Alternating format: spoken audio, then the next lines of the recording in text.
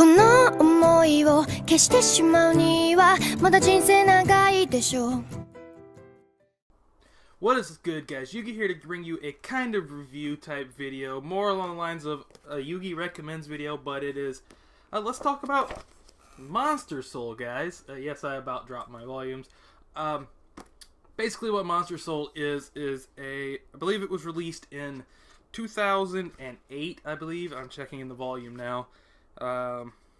2007, and it was during the original run of Fairy Tail.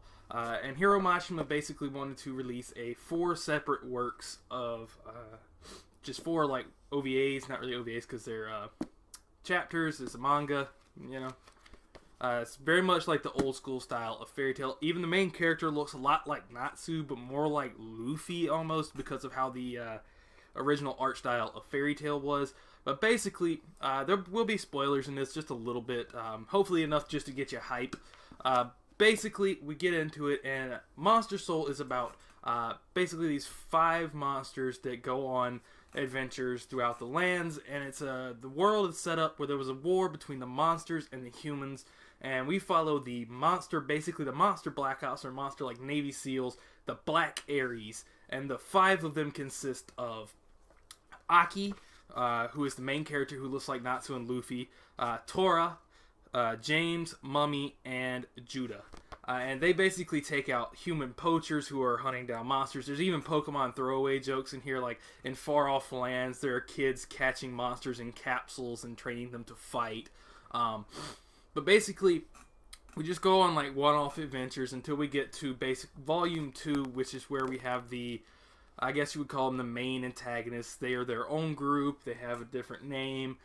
They are the Hellions, I believe is what they're called. They're the more demon-esque monsters, while these monsters that we follow are more your traditional nightmare monsters.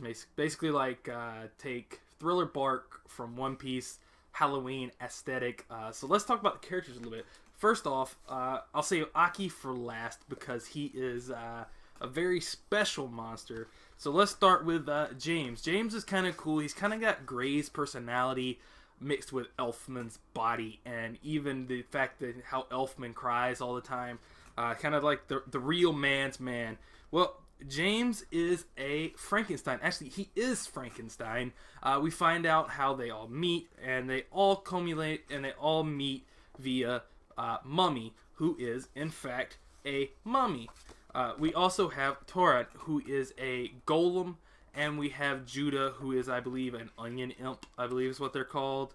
And last but not least, the only double S rank monster in the manga. Actually, I think we get introduced to an S rank monster. I think we get introduced to a couple others that were not expressly stated, but are equally as powerful, and that is Aki. Aki is a werewolf, but not any werewolf, guys. Aki is a dire wolf. Aki actually is the highest bountied monster that we see in Monster Soul, which is only 4 chapters, so guys, we'll talk a little bit more about that in a few minutes. But basically, I'll probably try to put up some panels. I may not because copyright issues. But this is older, so I think we'll get away with it. I'll at least try to put up images of each of the characters. But excuse me, guys. Basically, Aki is the one that handles all of the fights with the big bads. Basically, he is the Natsu, he's the Haru, and he's the Shiki.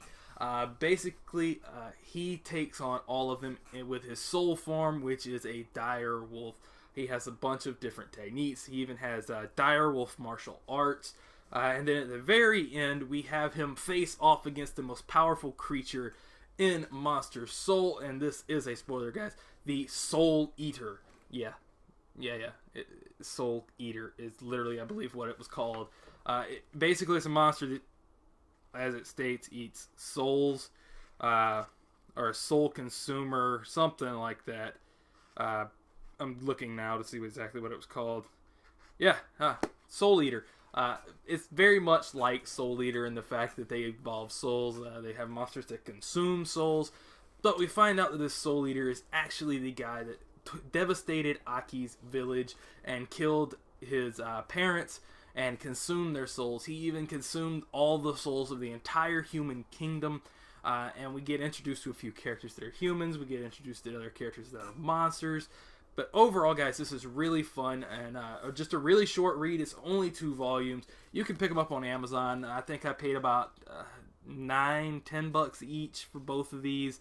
Overall, it's a great read. Also, support the official release, guys. It helps the creators and also helps us YouTubers not get copyrighted when we focus on official release. Kodansha's not as bad as Shonen Jump, but the reason these were made as a cumulative story is basically Hiro didn't have the time while he was writing Fairy Tail to come up with 4 separate stories that didn't connect in the slightest, which is what he wanted to do for a smaller magazine. There was even talks of Hiro Mashima being the author of this and having another mangaka draw it around 2008. But shortly thereafter, the manga that company that this was originally printed in went out of business. I guess Kodansha bought the rights because it's Hiro Mashima, and they print all of his stuff. So overall, it is a really, really great read, guys. And thanks for watching. Please like, comment, and subscribe. Yugi signing out. Peace, guys.